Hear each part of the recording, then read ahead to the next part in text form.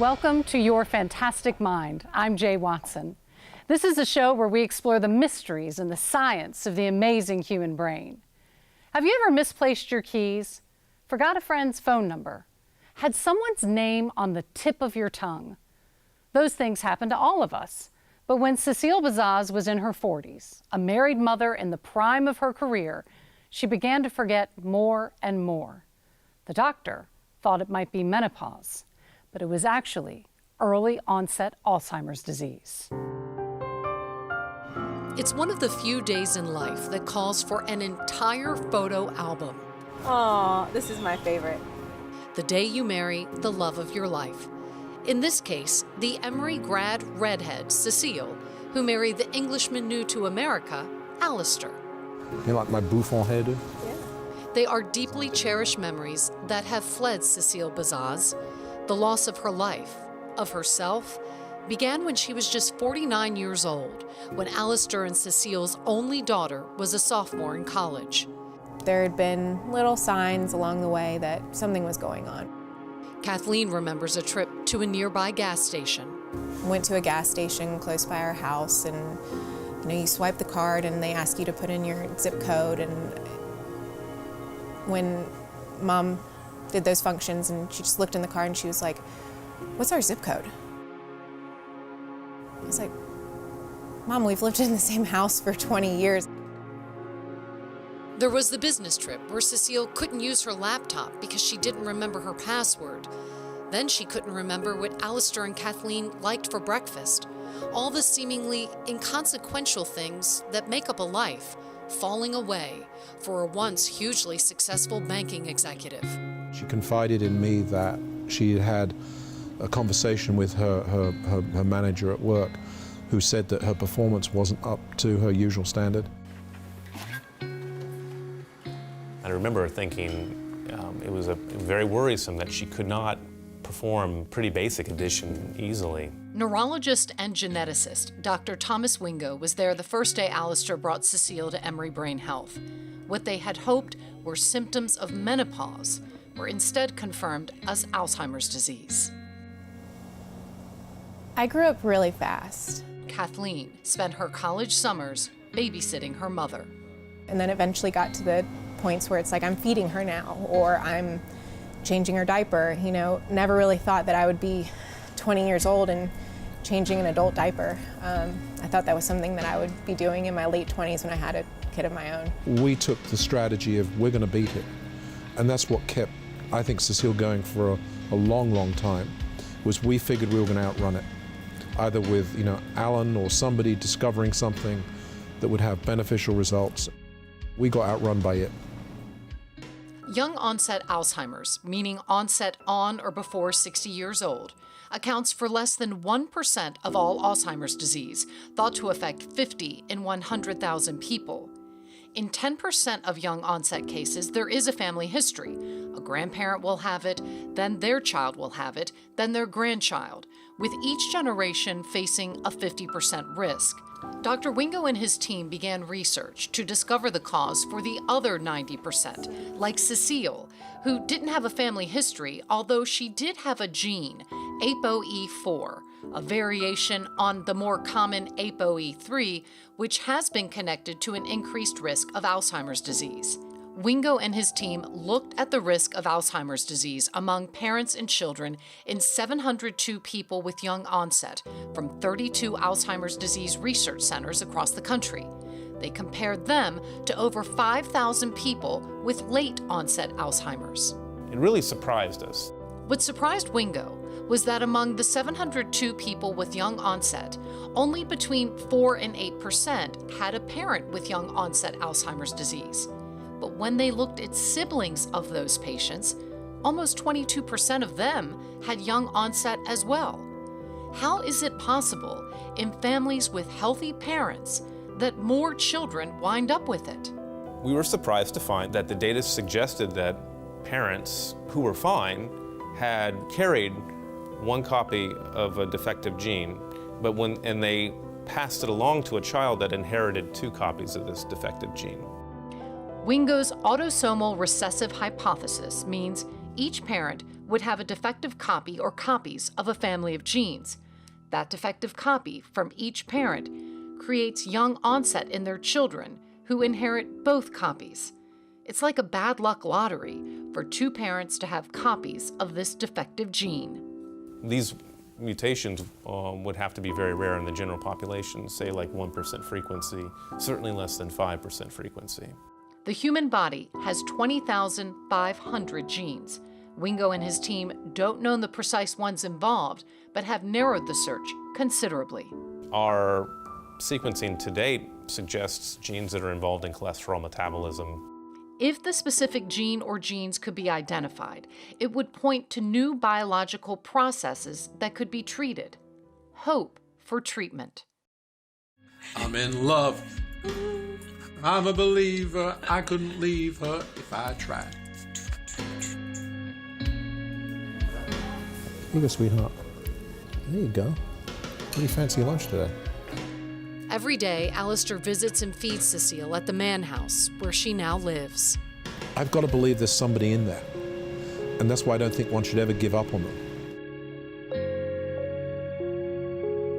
As much as it's caused so much hurt in our family, I think it's brought us closer. I'm just so amazed and so proud of the man that he is. I play music for you, love. They play her favorite music, which sometimes elicits a moving foot or gesture. You love this type of music, don't you, sweetie? I live by one standard, was what would she have done for me? For Kathleen, now 29, the future is sometimes fraught with worry. She has not been tested to see if she too has the risk copy of ApoE4, like her mother. It's something that comes through my mind probably once every couple days when I forget something that I should, know right off the top of my head. And that's when she thinks of her father, his bottomless loyalty and love that he pledged all those years ago, for better or for worse. I hope to choose a partner in life that has seen this journey and knows this journey that we've been on, and is willing to go that extra mile if that journey comes along again. It's predicted 7 million Americans will have Alzheimer's by 2025, 6 years from now, a 35% increase, an impending tsunami. While young onset Alzheimer's is only a fraction of this number, each breakthrough brings scientists another step closer to cracking the code on a disease that exacts an unrelenting price.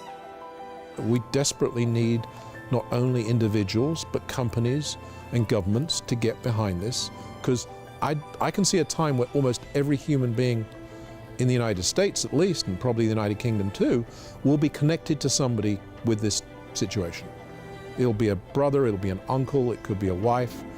There's no way you're not going to be able to say, I'm one step away from somebody who's got it. It's a family disease, it's not an individual's disease.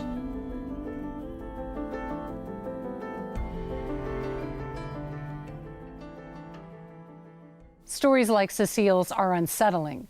So now we're going to turn to two of the leading experts in the nation on Alzheimer's to give us a reality check and to empower us with the things that we can do to reduce our risk of Alzheimer's disease. The number of people living to age 85 or older is just going up exponentially. And that's really the driving force behind the tsunami of Alzheimer's disease. 1 out of every 2 or 3 will have Alzheimer's disease or a related form of dementia. I always joke that one of the things you can do is be highly selective in your choice of parents. That's a critical factor.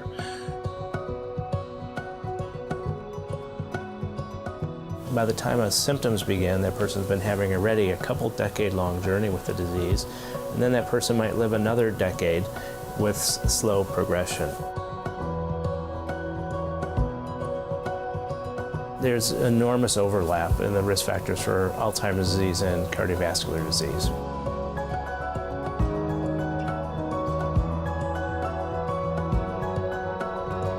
It turns out aerobic exercise is gaining more and more traction in terms of evidence for its important role in healthy brain aging. we tend to recommend what are generally considered heart-healthy diets, fresh vegetables and fruits and nuts and light meats and fish, rather than highly processed and fatty foods. We've known for a long time that higher educational attainment actually reduces your risk of developing Alzheimer's and related dementing illnesses. And we think that's because the educational level is sort of a proxy or a surrogate for what you wind up spending most of your life doing. So if you're pursuing things that involve a lot of thinking and problem solving and learning new things, that tends to be very stimulating for the brain. The key time to be focusing on lifestyle is when you're a young adult and having healthy lifestyle throughout one's adulthood. That's where the big impact, I think, is likely to be felt. It's going to be very hard to prove. We don't do clinical trials that take a lifetime, but what we're learning is those things are helpful for the heart, and they're also, I think, very likely to be helpful for reducing the risk of Alzheimer's disease. I absolutely expect to see that during my lifetime, that people who are in their 30s and 40s now, I anticipate will be screening for Alzheimer's disease in their 50s or 60s, so that they can actually prevent themselves from developing disease or delaying it for an extended period of time.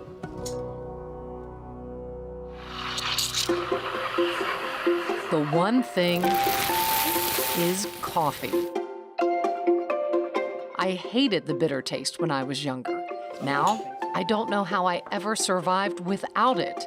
And countless millions around the world agree with me. Turns out, bitterness evolved as a natural warning system to protect us from ingesting harmful things. So, by evolutionary logic, we should want to spit coffee out. But it turns out, the more sensitive people are to the bitter taste of caffeine, the more coffee they drink. The sensitivity is caused by a genetic variant. Scientists with Northwestern University in Australia analyzed previous research of 439,000 people in the United Kingdom who did taste testing exercises and other trials, and discovered this adapted preference for the bitterness in coffee. The researchers said, people who have that heightened ability to taste coffee's bitterness, particularly the distinct bitter flavor of caffeine, learn to associate good things with it, such as the stimulating effects of drinking it.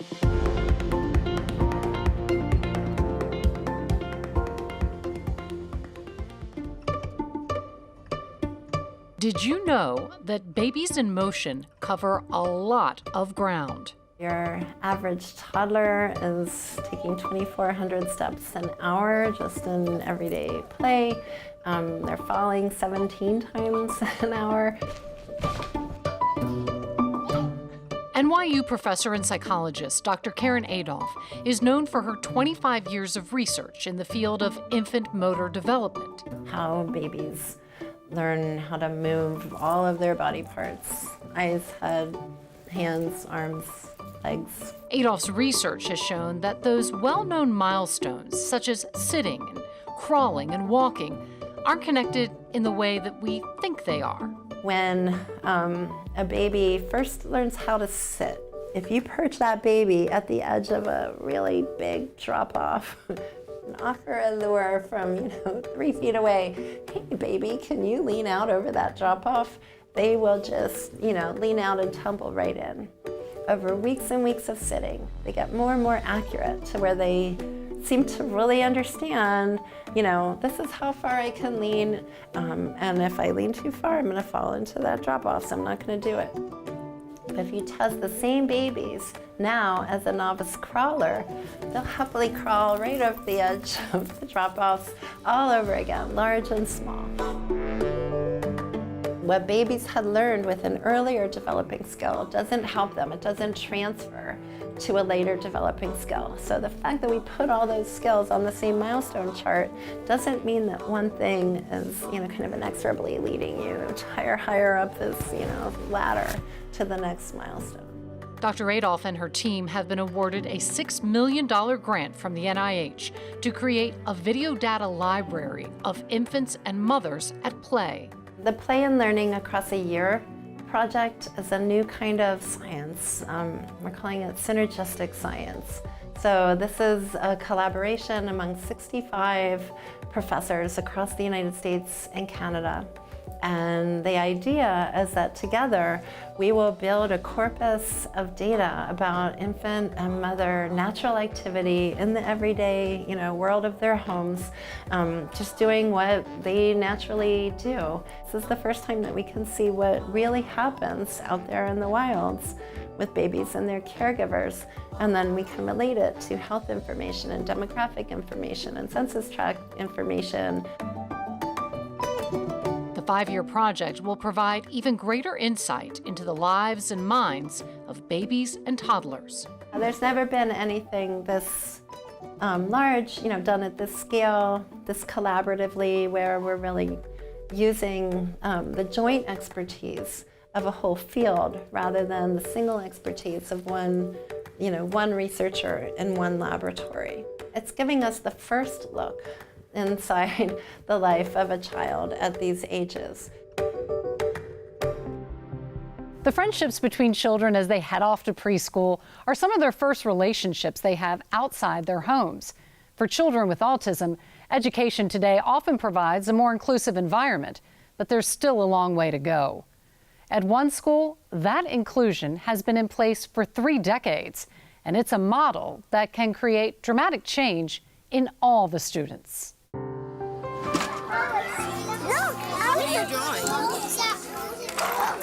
Sometimes it's tough to pick your favorite part of the day. This story's a lot like the last. But at Early Emory Center for Child Development and Enrichment, sometimes it's easy to pick your favorite person. Sometimes he hugs me. That's true. Elise and Amiel You get to cut those fingernails. are best friends, And they're super pointy. whose relationship Well, I made the aerial picture for you. Yeah, I never took that home again. delights all who know them. Wow, she's 4 years old. 4.5. No, you're 4 years old. You're just 4. No, I'm 4.5. So Amiel is 5.5, and he was diagnosed with autism in March of 2013, exactly 4 years ago. Amiel, like 1/3 of the students at Early Emory, has autism. Elise, like 2/3 of the students, does not. Putting them together, they learn how to build meaningful friendships with peers that they may not otherwise be put in and be put with. Early Emory was one of the first places in the country in 1985 to create this inclusive model, one in which typical children and children with autism are together. The curriculum mixes developmental brain science research with early education practices. It's mixed into a day filled with what children want to do, play, and learn. Decades of research has shown that having models, typical kids, to imitate and learn from actually changes the brains of children with autism. And with that is changing the brain and developing new neural pathways or changing neural pathways so that they're learning to compensate for those deficits due to the autism. They're learning how to make those up and how to really get normal social interactions, normal language development. This exposure to incidental learning can lead to profound results. About 1/3 of children with autism can eventually become indistinguishable from their peers, with abilities to have meaningful relationships. For Amiel and Elise, it was simple. They liked each other. She liked me. The first time we met, I think we liked each other. I think the first time we met, we started playing with each other, right? Yeah. I don't know what day it was since we forgot what day it was, right? Could have been a Monday. I was thinking it's been a while since you've been to the park. Yeah, we but should they do lots that. of play dates. Yeah, we've gone to the park together. Yes. Amiel's mom, Rachel, says Elise is his first real friend. They were connected from like the first day. Amiel began by being a good friend to Elise, who was new last year. I feel like he did a great job of reaching out to her when she was new. That's so sweet. Yeah, and making her feel comfortable and helping her make friends. There's an honesty that happens in the best friendships. He goes wherever I go because he likes me. Well, sometimes I don't. Friendships filled with bows and boasts. Nothing left to prove, nothing left to prove. The research has shown something else. Typical kids benefit as much as the students with autism, but in a different way. Most of them are more empathetic. They're not as noticing of differences of other kids. They have a lot more compassion for people. And the research shows that over and over again for inclusion in general, but especially when they're included with children with autism. At 4.5 and 5.5, these two teach us that despite differences, we can travel the same path together. She hugged me back. Go!